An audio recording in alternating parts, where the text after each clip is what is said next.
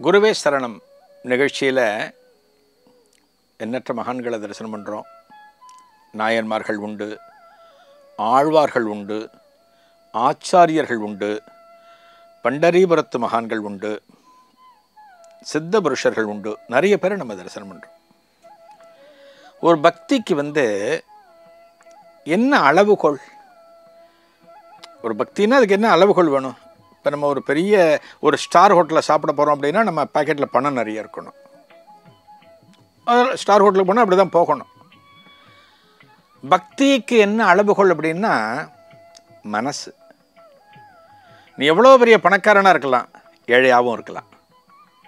உன்னோட மனசு நல்லா இருந்தால் போகிறோம், இறைவன் உன்னை அழைத்து கொள்வான். அதாவது அவனுக்கு பணி செய்வதற்காக. இதற்கு ஒரே உதாரணம் எங்கே பார்க்க முடியும்? நாயனார்கள் சரிதத்தில் மட்டும்தான் பார்க்க முடியும். எத்தனையோ நாயனார்கள் பெரிய மன்னர்களாக இருந்தவர்கள். ஒரு ராஜா அப்படின்னா அவருக்கு எவ்வளவு சௌகரியங்கள் இருக்கு, போகங்கள் இருக்கு, எத்தனை விஷயத்தை அனுபவிக்கலாம். நம்ம சொல்லுவோம் இல்லையா, ஒருத்தன் வேலையே செய்யாம உட்காந்து படுத்து தூங்கிட்டு போறான், இதுனா அவன் ராஜா மாதிரி வாழ்க்கையா அப்படிங்கிறோம். அப்படின்னா ராஜாவுக்கு எந்த வேலையும் இல்லை, போகமா இருக்கலாம். போகம்னா சுகம், நல்ல சுகமான வாழ்க்கை வாழலாம். ஆனா இந்த சுகமான வாழ்க்கை வாழறதை விட்டுட்டு சிவபெருமானுடைய திருவடிகளை பற்றி கொண்டு சிவனுக்கு தொண்டு செய்தல், சிவனடியார்களுக்கு தொண்டு செய்தல், சிவன் ஆலயங்களுக்கு திருப்பணி செய்தல், கும்பாபிஷேகம் நடத்தி வைத்தல் அப்படின்னு வாழ்ந்திருக்காங்க பெரிய பெரிய மன்னர்கள். கழற்சிங்கன், காடவர்கோடு கழற்சிங்கன் காஞ்சிபுரத்தில் ஆண்ட மன்னன், நாயனார். திருக்கோவிலூர் பக்கத்தில் இருந்தவன் மெய்ப்பொருள் நாயனார், பெரிய ராஜா நாயனார்.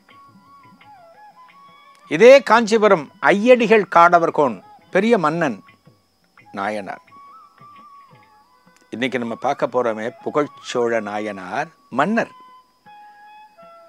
ஒரு ராஜாவா இருந்தும் சிவனுக்கு கைங்கரியம் செய்தார். இந்த புகழ்ச்சோழ நாயனார் எங்க வாழ்ந்தார்? உறையூர், திருச்சிக்கு பக்கத்தில் உறையூர். உறையூரை தலைமையகமாக கொண்டு ஆண்டவர்கள் சோழ மன்னர்கள் இல்லையா? உறையூர் அவங்க தலைநகரம், தஞ்சாவூர், தாராசுரம், இதெல்லாம் சோழர்கள் காலத்தில் ஒரு தலைநகரங்களாக இருந்திருக்கின்றன. இந்த உறையூரை தலைமையகமாக கொண்டு ஆண்டான் புகழ்ச்சோழ நாயனார். இவனுக்கு என்ன அப்படின்னா நீதி தவறாமல் இருக்கணும், நேர்மை இருக்கணும். ஏன்னா கடவுளுக்கு நம்ம தொண்டு செய்கிறோம், நமச்சிவாய நமச்சிவாயன்னு இறைவனுடைய நாமத்தை நம்ம சொல்கிறோம் அப்படின்னா நம்மக்கிட்ட உண்மை இருக்கணும், நேர்மை இருக்கணும். சும்மா வெளி வேஷத்துக்கு நான் பக்திமான் அப்படிங்கிற மாதிரி நம்ம காமிச்சுண்டு நம்ம உள்ளுக்குள்ள 1000 குப்பைகள், தவறான எண்ணங்கள், தீய எண்ணங்கள் நமக்குள்ள இருந்தது அப்படின்னா சாமி வரமாட்டார், சுவாமி அனுகிரகம் கிடைக்காது. இந்த பக்திங்கிறது வெளிவேஷம் கிடையாது, வெளிவேஷம் கிடையாது. இந்த பக்திங்கிறது உணர்வு பூர்வமாக இருக்கணும்.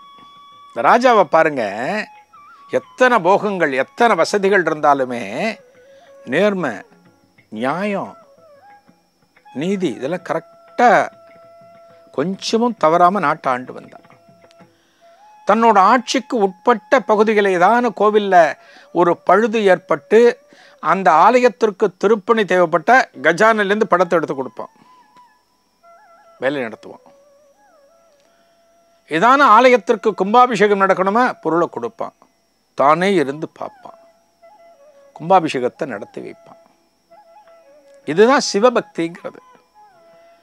நாயனார்களுக்கு இருந்த சிவபக்தி அப்படிங்கிறது ரொம்ப ஆச்சரியமாக இருக்கும். இந்த கதையெல்லாம் கேட்டோம் அப்படின்னா, நாயன்மார்கள் கதையை கேட்டோம் அப்படின்னா, இப்படி கூட ஒருவன் சிவபக்தி செய்ய முடியுமான்னு நமக்கு ஆச்சரியமாக இருக்கும். அப்படிதான் புகழ்ச்சோழ நாயனார் விளங்கினார். யாரை பற்றி கொல்லப்பட மாட்டார், சிவனுக்கு எல்லாம் நடக்கணும். சிவ அடியார்களுக்கு, சிவனை வணங்குகிறவர்களுக்கு எந்த காலத்திலும் நம்ம பாதகமாக இருக்கக்கூடாது, அவர்களுக்கு இடையூறாக இருக்கக்கூடாது. ஒரு கோவிலுக்கு ஒரு சிவபக்தர் வராருன்னா அவருக்கு எல்லாமே செஞ்சு கொடுக்கணும். அப்படிலாம் பார்த்து பார்த்து பண்ணினவன் தான் புகழ்ச்சோழ நாயனார். ஒரு ராஜான்னா வரவும் இருக்கணும், போர் தொடுக்கணும், எதிரி நாட்டிலேருந்து எல்லாத்தையும் கவர்ந்துட்டு வரணும். அப்பத்தானே கஜானாவில் பணம் சேரும்.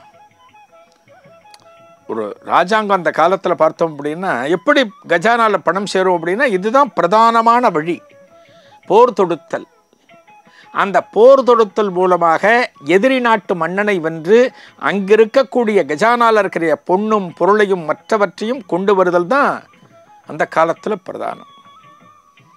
அதுபோல இவன் ஒரு முறை தனது தலைநகரத்தை அப்பப்போ கொஞ்சம் தள்ளி வைப்பான், இன்னொரு இடத்துக்கு போவான். எதுக்காக? கப்பம் வசூலிப்பதற்காக. இதன் தொடர்ச்சியை நாளைய குருவே சரணத்தில் காணலாம். நன்றி, வணக்கம்.